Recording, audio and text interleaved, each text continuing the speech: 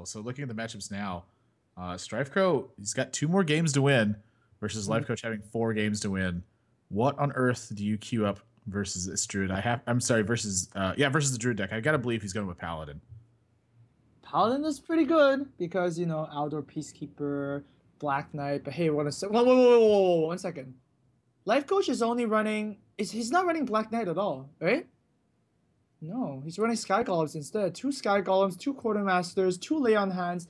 Does that do well against the Ramp Druid? I would still think it does, and really the reason is much less about whether or not he has Black Knight and much more just about how the cards line up in the matchup. Like Lay on Hands is just so powerful because it keeps your gas going. Your early minions are a little bit better. 2 copies of Quartermaster means that you have multiple ways on turn 8 to get just a tremendous amount of board presence. Right. I would tend to favor Paladin in this matchup, and I think one of the bigger telltale parts is Outdoor Peacekeeper and how much of a difference it makes when it starts coming to minion combat. I guess so. So well, then according to our analysis, then Paladin is going to come out, right? I would think so. I think Paladin is a great choice here. I don't have a problem with him queuing up Druid either, though. And what? Wow, this is an open hand.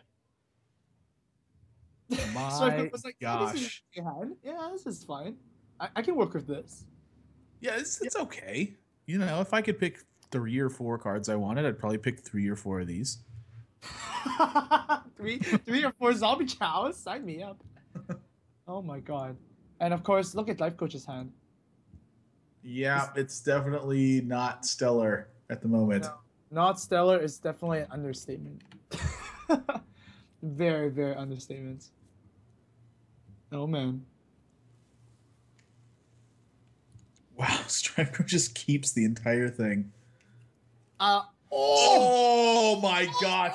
Lifecoach's mulligan is absolutely terrible at the moment. Someone fetch me a vomit bucket right now.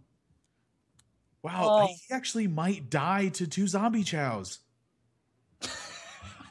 That is like, there has to be an achievement in the game for that. Just kill your opponent with look at his hand. If he doesn't draw some gas, he's just done. That is just terrible right now. Like, terrible. Oh, okay. He picks up a Sludge Belcher, so he's not going to die to 2 zombie chows, thankfully. Okay. Shade as well, but oh man, the Wild Growth does look pretty yummy right now. Yeah, I would definitely be Wild Growthing here. I mean, Wild Growth into a Shade plus Zombie Chow, that's pretty cool. I guess it does get punished by Pyromancer, no. It does get punished by Consecration, though, so do you want to risk that? Yes. Okay. I think Wild Growth is just that good. I can see merits to turn to Shade next round. Like you said, Consecrate is a really good reason to play Shade if you're going to do it. I guess that makes sense. Oh, Strifecro really thinking out of his options here. I think he wants to like really take his time, right? Because of this of his last Ancient of War shenanigan there. Yeah. Wow, he's actually gonna go with Shade here too. I'm a little bit surprised, but well, I mean, next turn you get also Wild Growth and Zombie Chow, right? So this play actually makes the Shade go 1 turn faster. I think it's a better play. Frankly. Ooh, Lifecoach gets Muster for battle. Okay. That's not bad. So able to start finally fighting through this Zombie Chow. Senjin? That's a pretty good card. But I guess Wild Growth and Zombie Chow is the play. Does seem pretty good, although unless Strifecro wants to use the hero power and actually play on curve for the rest of the game. It might be a thing, right? Well, I don't honestly, it doesn't feel that bad to me to not play the Wild Growth at this point. Like, you've chosen to forego it right now, and if you don't keep the tokens in check, he's going to get a lot of Quartermaster value. So 2 things you want to be doing. Number 1, you want to be fighting against the tokens so that they don't get out of control. And then number 2, if this matchup is going to go long, as I imagine Strifecro anticipates it will, it might make more sense to hold on to Wild Growth and try to draw a card from it to make sure he takes to his key cards. Yeah, that makes sense. That does make sense. So, Lifecoach here. I mean, look at his hand. It's just gonna be like a hero. It's pretty awful right now. But That's hey, for sure. looks like a ramp druid's hand too, so maybe late game it's gonna start doing some work. But it's actually Strifecro with the board control here, which is not something you see every day. Yep. I'm gonna guess Tezdingo's coming down.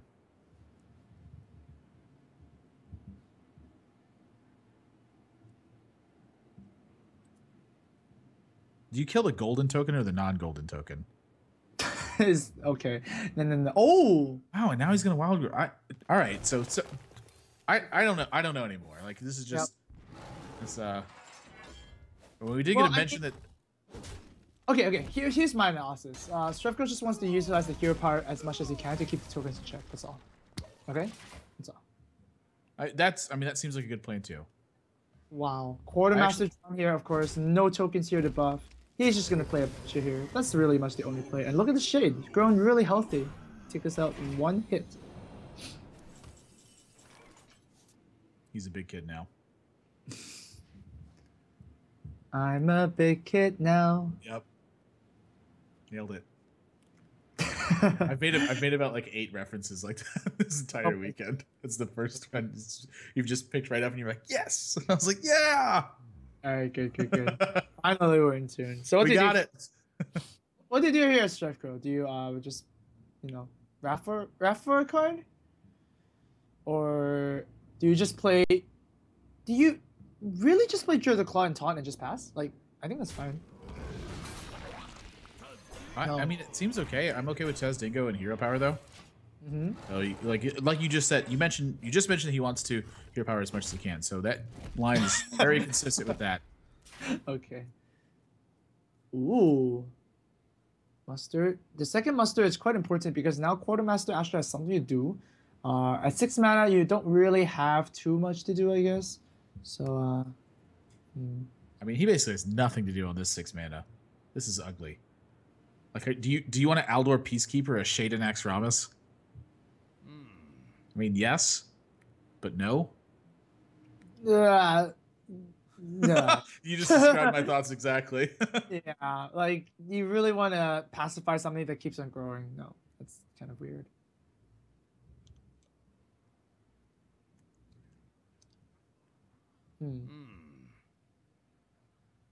Oh. Whoa.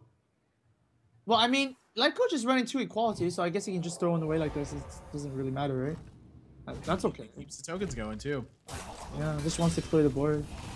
And oh, swipe value.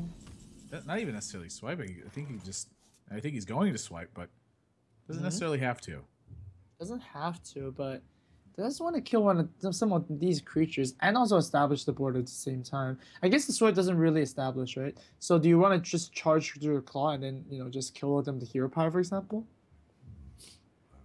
I'm okay with charging it, but I think I'm a little bit more comfortable taunting it.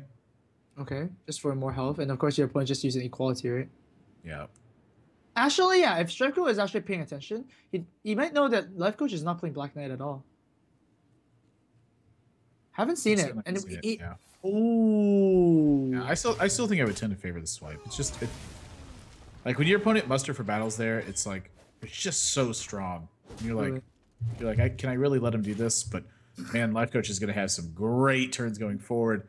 Dr. Balance certain to hit the board this turn. That's and right. Strifecro has got his work cut out for him if he wants to get past this. Oh, that's not a bad card. Ancient of Lore into Innervate BGH. That's pretty sweet. I can't imagine that would be a bad thing. I mean, throwing down KT right now, obviously, it's kind of anti-value, and Drill the Claw really doesn't do too. I mean, okay, sure, you can Drill the Claw and charge it and raff it, but I mean, do you really want to do that? Seems pretty bad. So Ancient of Lore does come down here. That's one of them. Oh. I was just like watching. I was like, if you called this one, I may just leave. Yeah. I was just like, all right, well, I'm worthless because Amaz can tell the future, so I'm out of here. Oh man, I wouldn't even want my future told. If there was actually someone to do it. It depends on what my future is. Like if my future is like you live a very average life and stay at home and don't really do anything and and you're just very normal and boring, and eventually you die. I'm like, oh, that sucks. But like, I don't know, if there was someone's like, you're going on a skydiving adventure in 6 months, I'm like, yeah. Like I would want that feature to be done. Well done. Okay, that's a thing.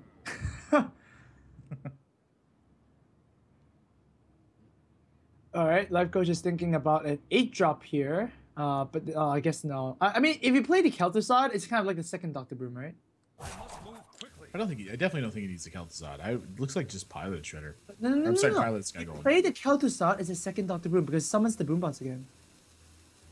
Then you're open to mind control tech. But it's a Doctor Boom. Oh, he's doing it. It's a Doctor Boom number 2. 6/8 Doctor Boom. And wow, Strifecro just has nothing to handle this board position, and he's just getting. What happened this game? How did this snowball so hard to this point? It's because of the equality clear, and then Strifecro needed to swipe the dudes and didn't establish anything. Dr. Boom came out, and literally there's no answer for Dr. Boom. And once again, if you don't deal with Dr. Boom to turn its foot down, bad things start to happen. So I'm pretty sure it's going to be Raffing for 1 on the KT if he's going to start with Raff. I don't even know what he's looking for. What is he looking for? Mind control tech. Oh!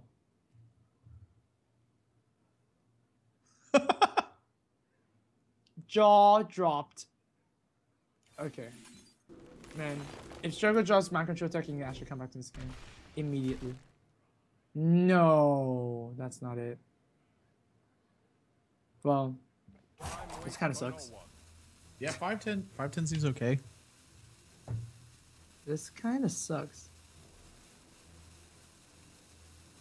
Oh man, None of these are okay. I'm gonna be honest. Yeah. These are not okay. This is not okay. No, this is definitely not. Sinara says 8 health, so I mean it doesn't die. Yeah.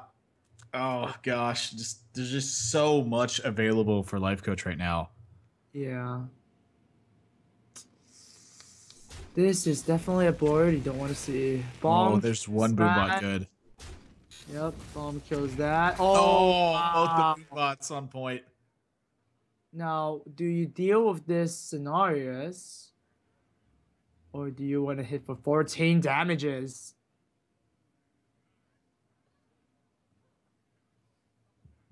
Gosh, I don't know.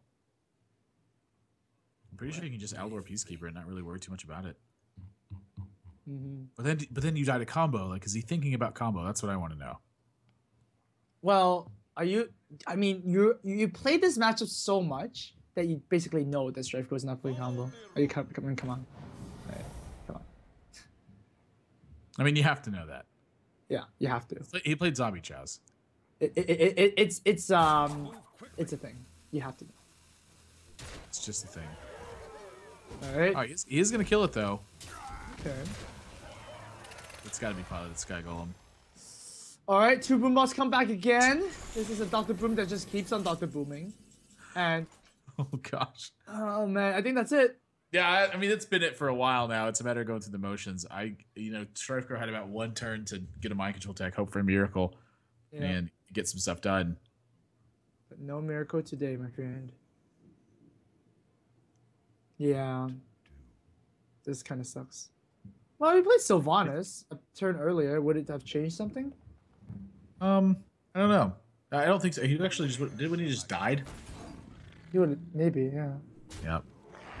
Oh. What can he nab off of that? I don't know. I guess that was like his only hope. Is he was like maybe there's something. Maybe it'll bug and summon 2 Doomsayers, and that'll be the 4th drop. Lifecoach gonna take game 3 or game 2 in this so far. It's Strifecro. It's basically 1-2. Let's just say it like that. Yeah. So Strifecro is having a 1-game lead, and of course, if we go back to the deck selection screen right now, Strifecro's